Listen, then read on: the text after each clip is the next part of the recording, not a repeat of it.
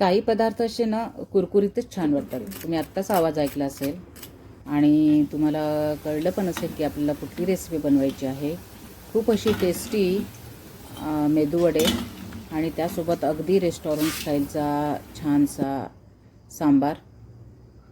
चला तर मैत्रिणींनो, मी रजनी आणि रजनीज न्यू किचनमध्ये तुमचं खूप खूप खूप मनपूर्वक स्वागत.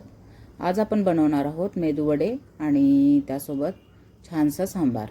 त्यासाठी एक बाउल उडीद डाळ घेतलेली आहे पांढरी आणि ही स्वच्छ धुवून आपल्याला भिजत घालायची आहे कमीत कमी 4 ते 5 तासासाठी. 1-2 पाण्याने स्वच्छ धुवून घ्यायची आपल्याला त्याआधी. आणि आता पाणी घालून आपल्याला भिजत ठेवायची आहे कमीत कमी 4 ते 5 तास. अशा प्रकारे डाळ भिजते तोपर्यंत आपण सांबार बनवून घेऊया. त्यासाठी 2 ते 3 टेबलस्पून तेल घालायचं पॅनमध्ये आणि मोहरी घालायची. हाय फ्लेमवर आहे सध्याला.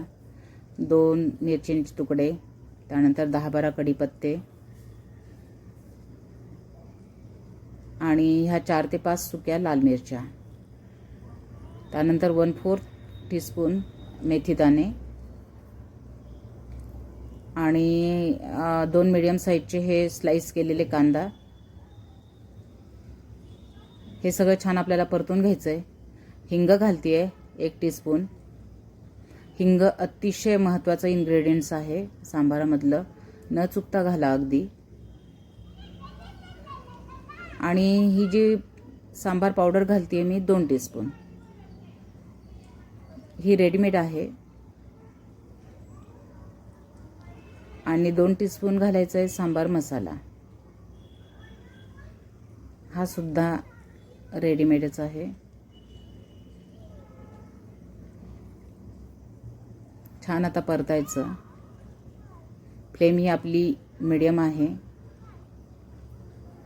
आणि आता आपण चिंचेचं पाणी घालतोय. सकाळी थोडीशी चिंच भिजत घालून आपण त्याचं पाणी काढलेलं. 1 टीस्पून लाल तिखट. हे छान परतून घ्यायचं आहे. आता आपल्याला ह्या ज्या भाज्या सांबारामध्ये घालायच्या आहेत, शेवग्याच्या शेंगा ह्या मी अंदाजाने घेतल्या आहेत सगळ्या. वांग, त्यानंतर दुधी भोपळा आणि गाजर. अशा प्रकारे तुम्ही सुद्धा तुमच्या अंदाजाने किंवा तुमच्या घरात ज्या भाज्या अवेलेबल आहेत त्या घाला तुम्ही. आणि हे छान आपल्याला परतून घ्यायचं आहे जेणेकरून सगळे मसाले भाज्यांना लागायला हवेत. हे 2 मीडियम साईजचे टोमॅटो आहेत.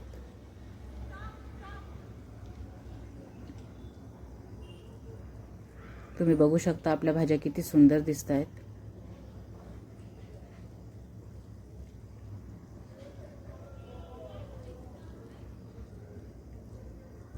मीठ घालूया चवीपुरतं. आणि आपल्याला आता ह्या भाज्या शिजण्यासाठी 1 बाउल पाणी घालायचं आहे. आणि कमीत कमी लो फ्लेमवर 7 ते 8 मिनटं आपल्याला ह्या भाज्या शिजवून घ्यायच्या आहेत.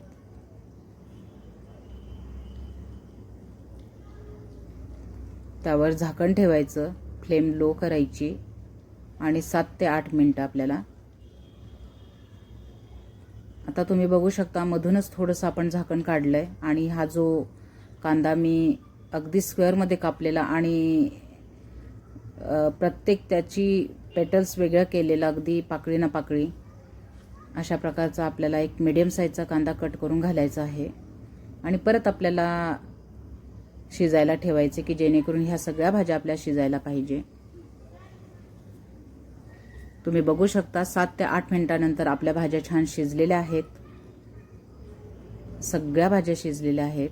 गाजर, त्यानंतर शेवग्याची शेंग.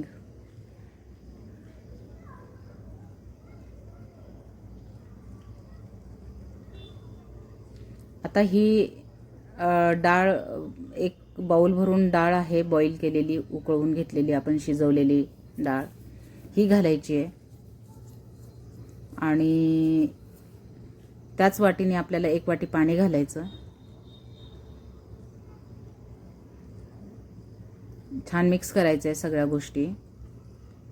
त्यानंतर गूळ आहे, हा 1 टेबलस्पून गूळ घालायचा आहे, कारण आपण मगाशी चिंच घातलेली. अशा प्रकारे आपला छान गोड आंबट सांबार होईल. परत आपण पाणी घालतोय अर्धी वाटी, कारण आपण सुरुवातीला थोडीशी कन्सिस्टन्सी पातळ ठेवूया. जसं जसं घट्ट थंड होईल सांबार तसा घट्ट होतो. अशा प्रकारे तुम्ही बघू शकता कन्सिस्टन्सी. आणि आता आपल्याला कमीत कमी 7 ते 8 मिनटं उकळवायचं आहे. आणि त्यावर मात्र आता ह्यावेळी आपण झाकण ठेवणार नाही आहोत. आणि तुम्ही बघू शकता 7 ते 8 मिनटानंतर आपला सांबार पूर्ण रेडी आहे सर्विंगसाठी.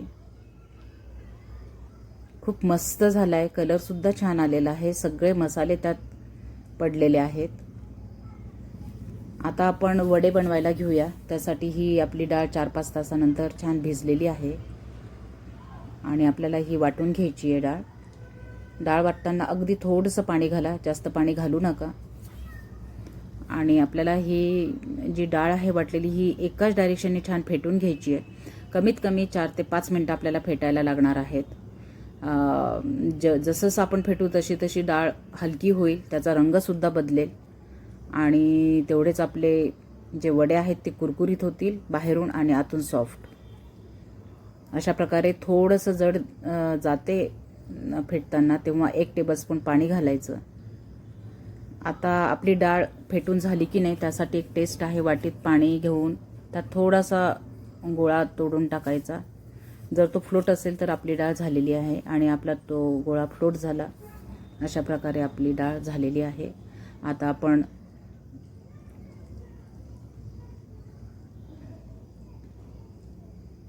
कढीपत्ते टाकले आहेत, नारळाचे तुकडे घातले आहेत, थोडी कोथिंबीर घातलेली आहे आणि 2 मिरच्यांचे हिरवे तुकडे घातले आहेत. चवीपुरतं मीठ. हे सगळं मिक्स करून घ्यायचं आहे.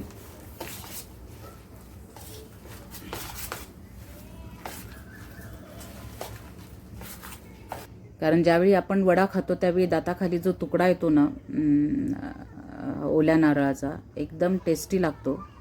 आणि तुम्ही सुद्धा नक्कीच असेल तर नक्कीच घाला. अशा प्रकारे आपल्याला छान छोटे छोटे वडे तळून घ्यायचे आहेत. त्यासाठी ही एक पद्धत दाखवते. अंगठ्याने त्याला छिद्र पाडायचं. आपण साईज थोडी मीडियमच ठेवणार आहोत, कारण आतपर्यंत शिजायला हवा वडा.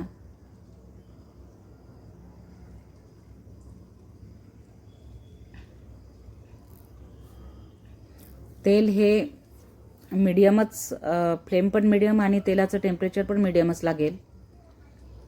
अशा प्रकारे ही दुसरी पद्धत. थोडंसं तळहातावर ओला करायचा पाण्याने आणि त्यावर वडा घेऊन थापायचा आणि मध्ये होल करायचं त्याला.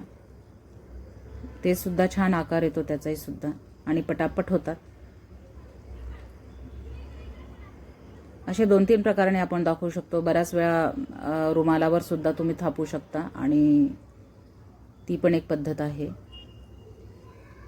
अशा प्रकारे तुम्ही बघू शकता किती सुंदर कलर झालेला आहे. सध्याला तेलाचं टेम्परेचर मीडियम आहे आणि जसा जसा पदार्थ होत येतो तसं तसं लोकडे घेऊन जायचं. खूप छान झालेले आहेत, कुरकुरीत झालेले आहेत. अगदी तळतानाच कळतात आपल्याला की कुरकुरीत झालेले आहेत म्हणून.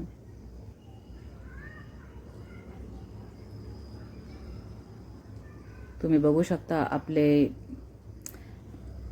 सांबार सुद्धा रेडी आहे. खूप छान कन्सिस्टन्सी झालेली आहे, कारण आता गार झालेला आहे. सगळ्या भाज्या आहेत त्यात. आता आपण सर्व करूया. आणि जर मैत्रिणींनो तुम्हाला ही रेसिपी आवडली असेल, हा व्हिडिओ आवडला असेल, माझी करण्याची पद्धत आवडली असेल तर लाईक करा, शेअर करा आणि सबस्क्राईब करायला अजिबात विसरू नका. शेअरसुद्धा मॅक्सिमम करा की जेणेकरून लोकांना माझी रेसिपी आवडेल. आणि अशा प्रकारे तुम्ही बघू शकता. आणि परत भेटूया आपण अशा छान छान रेसिपींसाठी. Thank you for watching my video.